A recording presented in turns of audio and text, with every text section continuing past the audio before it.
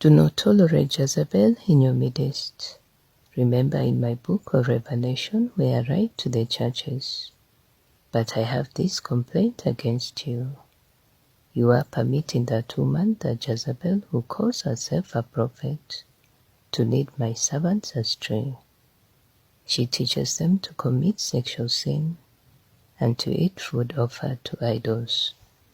Jezebel's influence will disable and destroy your prophetic voices, your prophetic community. She seduces you in. She earns your trust with smooth speech and words sweet as honey. She operates in women as well as men. She tells you what you want to hear. Her words drip with honey and compliments, only to snare you in her trap later.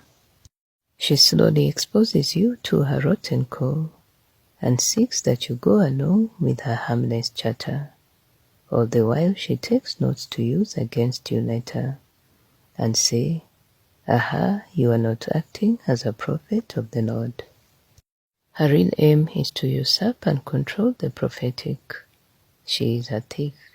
She has not her own ideas, but steals from the prophet who is called.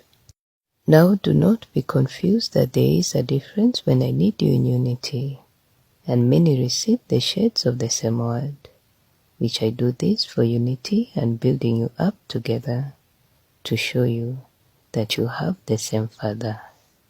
No, this is not what I mean when I say she steals your ideas.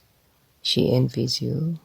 She envies the chosen ones, for she can never be chosen, for she is doomed. And she knows her time is always metered. It is a matter of time before she is thrown down. And I use my servants, the prophets, to do so. As well I throw her down directly, on the behalf of those precious ones lying victim to her, lest you all be consumed. Her hope is to pervert, foul, twist, stir up dissension and doubt. She is fault-finding and critical, as if you were her Lord, and then she jabs a stick at your humanness in disgust. She wants to be so close. She is obsessed with you. You are her God, and she wants your approval. She seems so humble, but the motive is all wrong. She longs to be you, so she lies and masquerades as you, as if the ideas she has copied from you originated in her spirit. She is in competition with you, not to be confused with the competitive nature in many of my prophets. No, this is different. This is her core, what she sets out to do, her only motivation and driving force.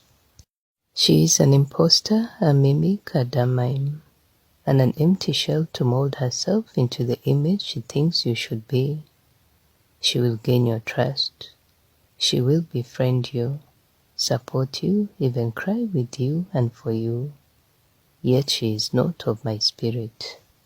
So crafty is she, for just as the tongue is the rudder that steers the whole ship, so is Jezebel's deception steering her. You cannot always see this plan until it is too late. So you must be on guard, for she is as clever as the brood of demons that lie in wait underneath her wings and under her tongue. She will suddenly turn and cut you down. The one you walked humbly with, or so you thought. She will turn and destroy you with words and accusations, and her constant drama, confusion, torment. Once she has you hooked, in your soul she thinks you belong to her. You have given her a place there. You have increasing sexual thoughts when around the spirit, and you can't make sense of it. That is because she is a complete deceptive hologram. You must break off the attachment to her, call back the pulse of your soul to yourself, and give her back the foul, lying, distorted world she has given you. Clothed as sheep, but inwardly are the desires of wolves. Her fingers are icy cold, Her end is your complete destruction, neutered, ineffective, discredited, devalued.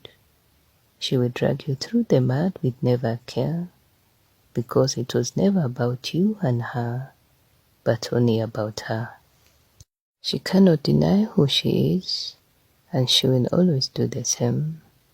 What she herself does, she accuses you of, not to be confused with the projection that happens in relationships as you hash things out. No, this is different. So be careful and prayerful of insulting the prophetic and accusing others of Jezebel's spirit. But do pray and see the characteristics. They must come in the package to be the Jezebel spirit that leads to the death of the prophet and his and her voice. It takes special discernment to know upfront who she is. You will improve in time. Keep asking and seeking wisdom in this area, and I will gladly give it. Trust your inner sense. This is your discernment. If something seems wrong, it most likely is somewhere. So step back and pray and search your souls, and I will show you. Not all sensing will be Jezebel, but maybe other people not too late too close, or something in your flesh that needs crucified. For do not be narcissistic, but be real, for the times will quickly require stricter scrutiny, and Jezebel and the narcissist must quickly be set aside, and you must move on. Let the dead bury the dead. Let the reader beware and discern, and make quick work of binding the spirit, casting her out of your mind and soul, and even out of your midst. Do not tolerate her, or you foul my temple, which is you. I dwell in you. The Jezebel spirit is for division and not unity. Whether a person is influenced by the spirit or taken over, these differences matter. I will show you. As for wisdom, some may fall under the influence, and they can be restored. But to those who, by their very nature, have always been inhabited by her and her demons, only I can deliver or cast her down, and I will decide. She loves to argue, creates suspicion, takes notes, and just wants to see your downfall, not for you to be restored. She wants you out of the way.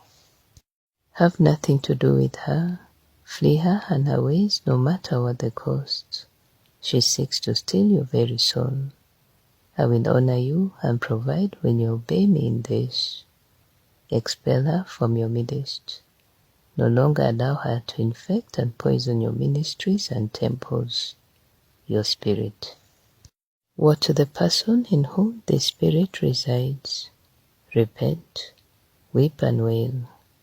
To the person who has allowed her to run unchecked, be warned, or you will be added to the war.